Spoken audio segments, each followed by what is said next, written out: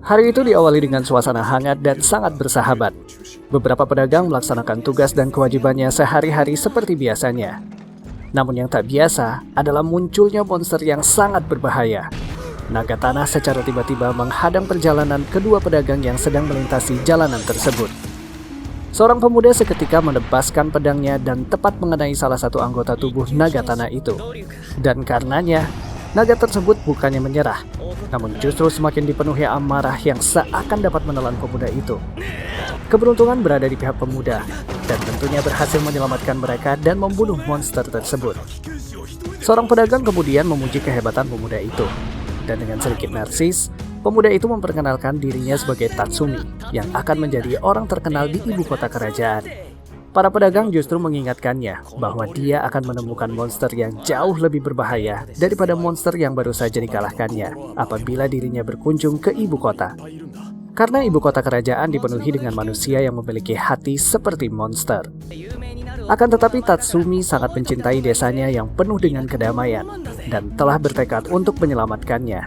Tentu saja Tatsumi tetap melangkahkan kakinya penuh percaya diri, serta membuang jauh-jauh keraguan karena kicauan pedagang yang ditemuinya tadi. Setelah melewati beberapa rintangan dan sendunya angin yang bertiup di setiap jalannya, akhirnya Tatsumi tiba di ibu kota kerajaan. Masih dengan rasa percaya dirinya, Tatsumi pun segera memasuki barak untuk melamar sebagai pasukan kerajaan. Akan tetapi karena dianggap menyebalkan oleh petugas, dia diusir dan karenanya dia justru bertemu dengan seorang gadis yang secara penampilan membuat Tatsumi sangat terpukau. Gadis cantik itu menawarkan bantuan dan membawanya ke sebuah kedai. Tanpa basa-basi, gadis tersebut memesan beberapa minuman dan makanan, yang tentunya dianggap oleh Tatsumi adalah bentuk dari keramahan gadis itu.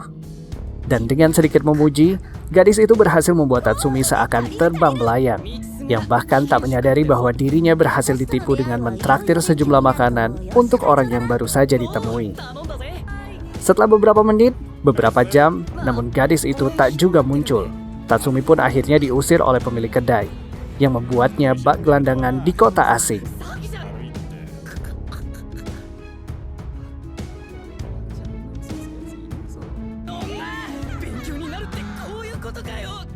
Terduduk di pinggir jalan tanpa seorang pun yang dikenalnya. Akan tetapi, keberuntungan masih memeluknya. Suara tapak kuda terdengar merdu mendekati Tatsumi. Seorang gadis anggun dan jelita menghampirinya dan berdiri tepat di depannya. Gadis tersebut menawarkan tumpangan serta tempat berteduh.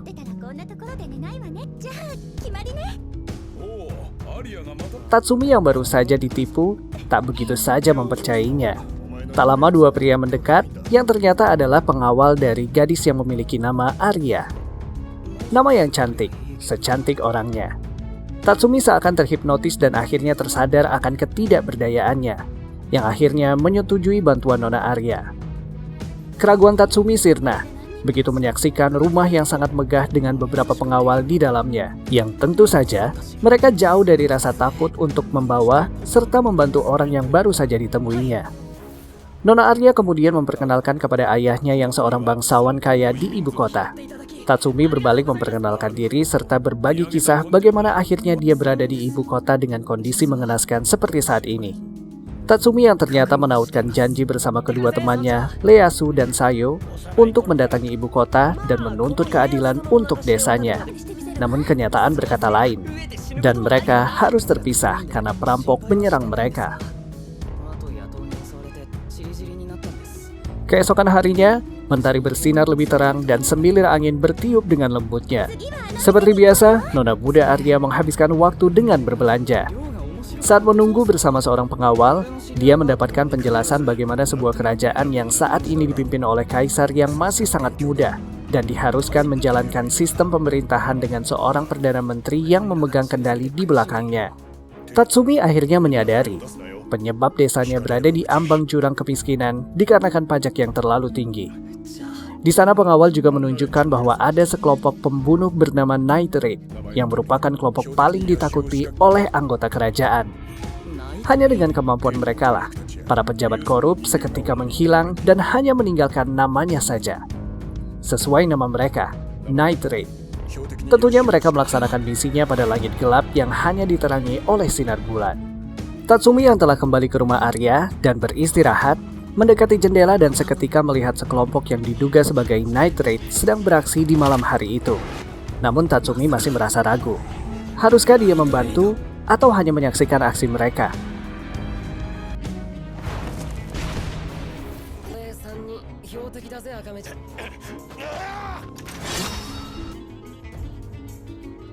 Setelah melihat bagaimana mereka menghabisi korbannya hanya dalam waktu yang sangat singkat, membuatnya berlari dan mencoba melindungi Nona Arya yang juga dikejarnya.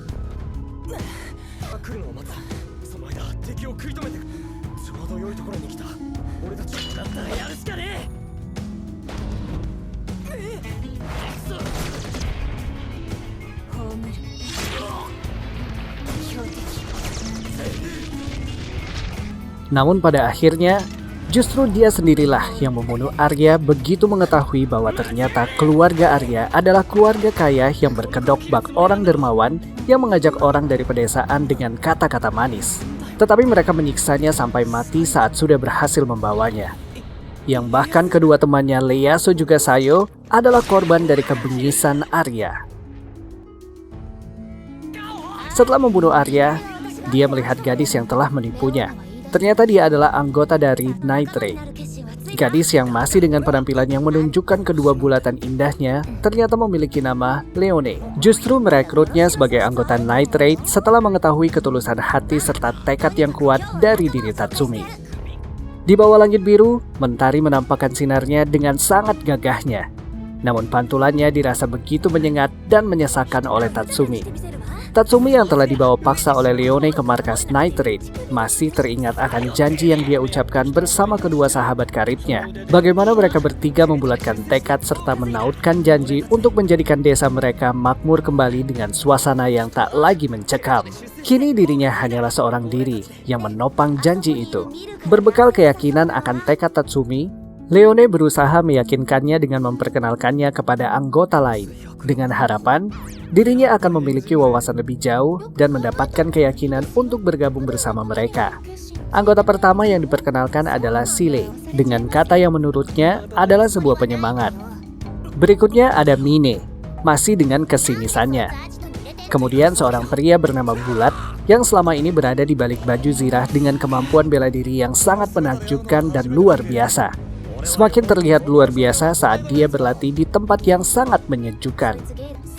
Lalu ada juga seorang pria bernama Lubok dengan pikiran mesumnya yang selalu berusaha melihat kedua gunung indah milik Leone. Dan tentu saja berhasil dihajar karena kebiasaan yang tidaklah luar biasa. Setelah bertemu beberapa anggota yang sudah cukup unik, Leone membawa Tatsumi menemui Akame yang jauh lebih unik dengan kebiasaannya menyantap hewan liar. Hal yang tak disadari oleh Leone adalah pada saat Akame berdandan dengan begitu anggunnya, dikarenakan bos mereka sudah kembali ke markas. Yang begitu melihat Leone, bos seketika menghukumnya karena kecerobohannya telah menunda membunuh targetnya. Namun Leone berhasil menepisnya, dan kemudian dia memperkenalkan Tatsumi pada bos. Keraguan masih sangat nampak di raut Tatsumi. Bos yang dapat membacanya mencoba meyakinkan serta menjaminnya tetap hidup meskipun dia menolak bergabung dengan kelompok mereka.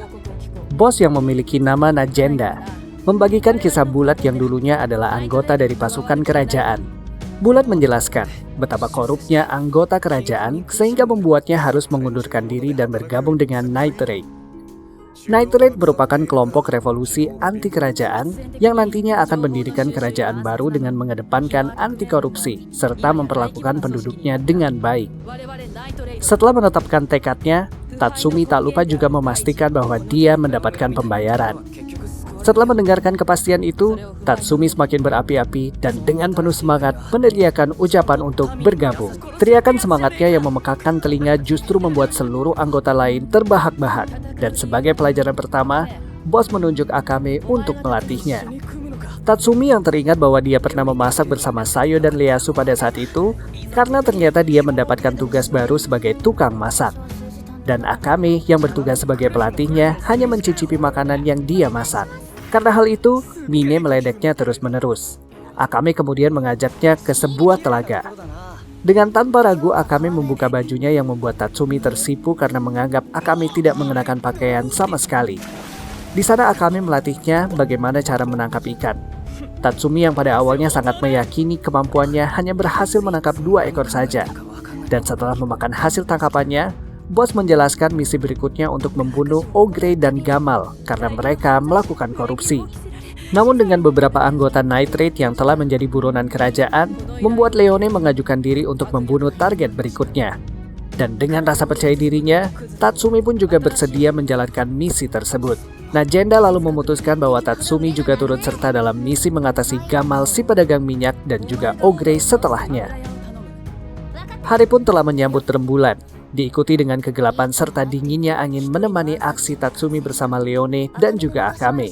Hanya dengan waktu yang tak melebihi 1 menit, Akame menebaskan pedangnya tepat mengenai leher Gamal yang dengan kuatnya dipegangi oleh Leone. Target berikutnya adalah Ogre. Leone memberikan kesempatan kepada Tatsumi untuk menyelesaikannya. Dengan taktik yang sedikit berbeda, Tatsumi mengecohnya dengan memohon pekerjaan kepadanya. Dan saat Ogre mendekat, secepat kilat Tatsumi menyambarnya dengan pedang yang dibawanya. Meskipun tak mengakhiri misi dengan singkat, Tatsumi berhasil menghabisinya dan melaporkannya kepada bos Najenda. Sesampainya di markas, Akame melucuti pakaiannya. Rupanya Akame cukup mengkhawatirkan kondisi Tatsumi sebagai anggota baru. Dia memeriksa setiap detail bagian tubuh Tatsumi dan memastikan tidak ada luka sedikit pun karena misi pertamanya. Tatsumi merasa luluh dan menempatkan kekagumannya pada diri Akame yang sebelumnya adalah sosok yang menakutkan baginya. Setelah berhasil mendapatkan pelatihan pertamanya, Najenda lalu menyerahkannya kepada Mine sebagai pelatih berikutnya. Mine yang selama ini selalu mencibir serta selalu memandangnya sebelah mata, harus membagikan pengalamannya kepada Tatsumi. Tentunya hal itu tak membuat Tatsumi dapat bernapas dengan lega. Di tengah belantara dan rindangnya pepohonan, diikuti sahutan suara satwa di dalamnya, nampak terdeteksi 8 orang dari kerajaan telah menyusup ke wilayah persembunyian Night Raid.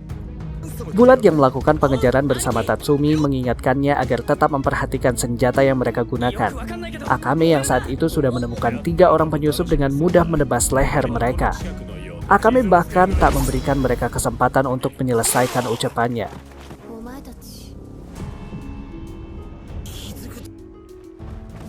Sementara Mine yang telah membidik seorang lainnya berhasil menembakkan peluru tepat mengenai sasaran. Dan Sile juga telah berhasil menghabisi seorang lagi yang akan menghajar Mine dari belakang. Setiap anggota Night Raid memiliki senjata andalan yang mereka gunakan.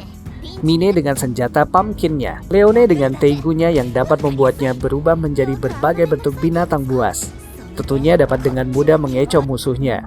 Sementara Bulop menggunakan jaring beracunnya. Dan Bulat dengan kecepatan pedangnya yang dahsyat dapat mengayunkan pedangnya tetap segaris mengenai lawan yang berjajar di hadapannya.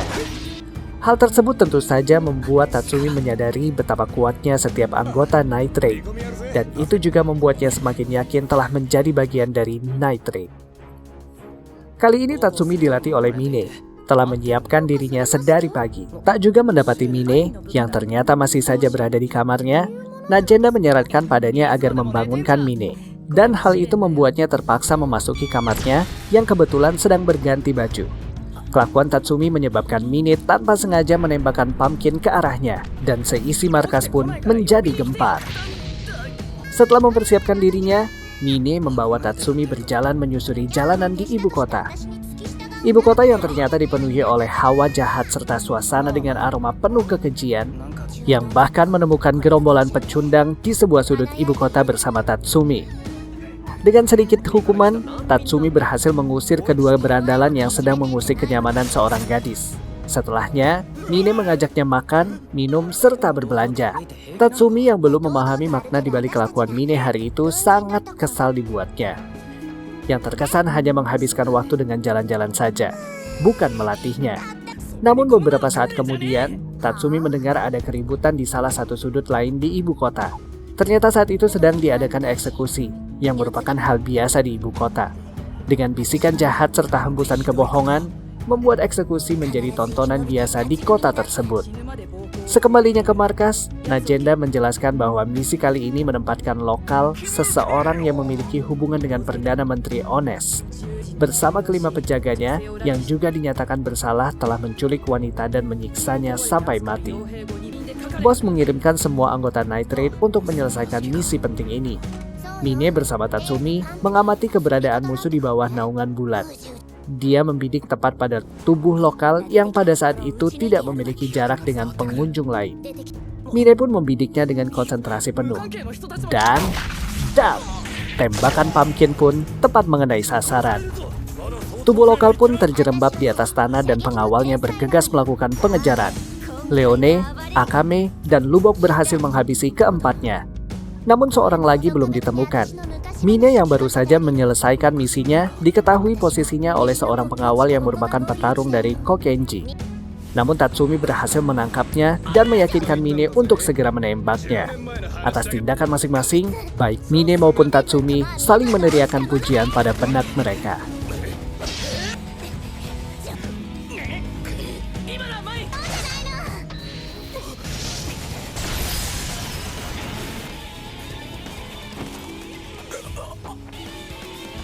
Malam itu seakan sangat kelam dengan sinar merah rembulan yang seakan menyebarkan dingin ke seluruh permukaan di kota. Seorang anak perempuan dengan keterpaksaannya harus menyusuri dinginnya malam itu.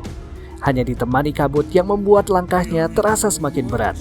Anak perempuan itu semakin naas ketika langkahnya terhadang oleh tukang jagal legendaris yang sangat senang melakukan aksinya dengan memenggal semua orang yang dilihatnya. Tak peduli apapun. Monster malam yang sedang menjadi ketakutan warga sekitar dan dikenal dengan nama Zhang si tukang jagal, yang tanpa ampun menuntaskan segala hasratnya untuk memenggal dan memenggal. Meskipun dia mendengar rintihan yang justru terdengar olehnya bak sebuah semangat untuk segera menebaskan senjatanya. Sementara Tatsumi sedang melatih kemampuan bela dirinya bersama si abang bulat, Tatsumi menggerakkan lengannya sekuat tenaga dan berusaha menebaskan pedangnya yang terasa sangat besar di tangannya. Bulat dengan tulus membantu serta menyemangatinya untuk terus berlatih. Tak berapa lama, Akame datang dan mengajaknya untuk segera mempersiapkan sarapan. Menu sarapan kali ini adalah bakso kroket yang terlihat sangat lezat. Sayangnya, yang siap menyantap sarapan tersebut hanyalah Leone, Akame, dan dirinya saja. Dan dikarenakan Mine dan juga Sile tak juga tiba di meja makan, membuat Akame dengan cepat menghabisi jatah sarapan mereka berdua. Di sisi lain, Bos Najenda mendapatkan seorang yang berjuang di jalan revolusi dan membawakannya sebuah daftar untuk dilaksanakan misi yang selanjutnya. Di sebuah tempat tersembunyi, pria tersebut terluka dan seketika menghembuskan nafas terakhirnya, diiringi siulan burung gagak serta gemericik air di sekitarnya. Bos lalu membawa daftar tersebut dan mengumpulkan anggotanya. Dia memberitahukan misi berikutnya, dengan seorang Zhang sang tukang jagal sebagai targetnya. Hampir semua anggota Night Raid terkejut mendengarnya. Namun karena Tatsumi adalah anggota baru, dia tidak mengenal siapa Zhang.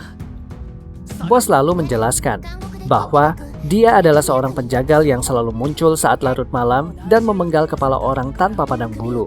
Zhang yang dulunya adalah seorang penjagal di sebuah penjara ibu kota, dan dia telah menjalankan banyak sekali eksekusi pada saat pergantian kabinet. Hari demi hari dia terus menjagal, hingga akhirnya pekerjaan tersebut telah berlangsung selama bertahun-tahun, yang menyebabkan dia selalu kecanduan untuk menikmati ekspresi ketakutan, memelas, serta memohon ampun. Semua itu seperti memberinya kesenangan dan memuaskan batinnya. Dan setelah sebuah pasukan penghukum dibentuk untuk menggantikannya, dia menghilang. Dan ternyata, dia justru melancarkan aksinya dengan memenggal secara acak di perkotaan. Sebelum memilih anggota untuk melaksanakan misi tersebut, Mine menanyakan senjata apa yang dimiliki Zhang. Dikarenakan bos masih belum mendapatkan info lebih lanjut tentang senjata kerajaan jenis apa, membuat Tatsumi bertanya apa yang dimaksud dengan senjata kerajaan tersebut. Sekali lagi, bos memberikan penjelasan mengenai senjata kerajaan yang dimiliki oleh masing-masing anggotanya. Di mana 1000 tahun yang lalu, kaisar yang mendirikan kerajaan memikirkan untuk membuatnya, agar dia dapat mewariskannya demi menjaga masa depan kerajaan tetap aman dan jauh dari bahaya. Kaisar memerintahkan untuk menciptakan senjata kerajaan dengan bahan yang berasal dari monster berbahaya yang sangat legendaris, dan besi langka, Orikalsum, serta mendatangkan ahli bela diri terbaik dari seluruh penjuru dunia. Sehingga pada akhirnya Kaisar memiliki kekuatan serta aset dengan memiliki 48 senjata kerajaan yang beberapa diantaranya memiliki kekuatan setara dengan 1000 prajurit. Namun saat perang saudara yang berlangsung sekitar 500 tahun yang lalu membuat hampir dari setengah senjata tersebut menghilang ke sepenjuru wilayah. Bos lalu melanjutkan penjelasannya, di mana semua anggota Night Raid juga memilikinya, seperti Akame dengan pedang Murasame, yang memiliki racun kutukan tanpa penawar dan dipastikan korbannya tewas begitu terkena pedangnya. Lalu Leone, dengan 100 perubahan Raja Binatang Buas, di mana penggunanya dapat mengubah dirinya menjadi binatang buas dan memiliki segala peningkatan kemampuan fisik serta insting membunuh yang meningkat. Berikut Mine yang memiliki Pumpkin, baterai roh petualang. Senjata yang menggunakan energi spiritual dan melepaskannya menjadi gelombang kejut yang memiliki kekuatan penghancur luar biasa. Selanjutnya Bulat dengan pengikat iblisnya, Incursio. Zira senjata kerajaan dengan pertahanan anti tembus. Varietas tak terbatas. Crosstail milik Lubok. Senjata yang terdiri dari benang kuat yang dapat dijadikan pelindung dan memberikan jebakan untuk musuh. Dan terakhir adalah Sile dengan pencipta garis bagi, Ekstase. Senjata yang menyerupai gunting, memiliki kemampuan untuk memotong apapun di dunia. Tak hanya itu, ada juga beberapa senjata kerajaan yang memiliki kekuatan khusus dan bahkan dapat menghilang untuk beberapa waktu seperti Incursio. Dan dengan kemampuan luar biasa tersebut yang menciptakan satu aturan yang tidak dapat diganggu-gugat, di mana apabila keduanya adalah senjata kerajaan, maka harus ada salah satu di antaranya yang kalah atau tewas. Bos juga mengatakan kepada Tatsumi bahwa dirinya nanti juga akan menemukan senjata kerajaannya sendiri. Night Raid lalu menyebar di malam gelap. Akame bersama Tatsumi ditugaskan di distrik yang sama, yang tak seorang pun nampak berkeliaran di sana, dan anggota lainnya di distrik yang berbeda. Hal yang tak mereka sadari adalah ternyata Zhang sedang mengamati gerakan mereka dari bawah sinar bulan. Dengan kemampuan yang dimilikinya, dia mengamati setiap ekspresi dan pada akhirnya, dia memilih memunculkan diri dan membawa Tatsumi dalam jebakannya. Dengan memberikan ilusi sayo, Tatsumi seketika langsung mengikuti bayangannya dan langsung memeluknya. Zhang tentu saja senang karena jebakannya berhasil dan membuat Tatsumi terkejut. Sekian dulu ya teman-teman, jangan lewatkan keseruan kelanjutan kisah selanjutnya, yang pasti lebih seru lagi dari part yang ini. Jika kalian suka dengan video kali ini, jangan lupa like, komen, dan share-nya untuk teman-teman di sekitar kamu.